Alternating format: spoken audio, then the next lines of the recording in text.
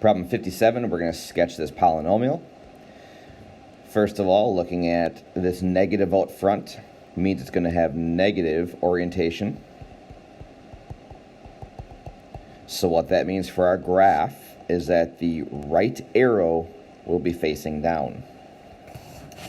I also can see that we have an x squared, and then here's another one that's squared, and here's another one that's squared, making this a 6th degree polynomial. If it's 6th degree, that means the arrows are pointing in the same direction, so the left arrow is also facing down.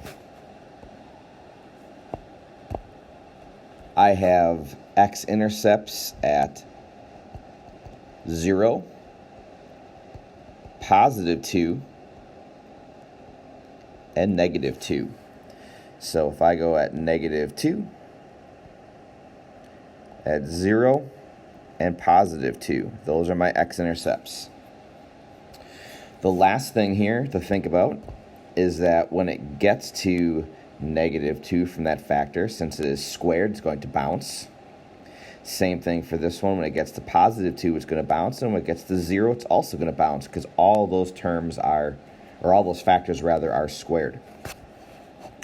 So now going through and sketching it.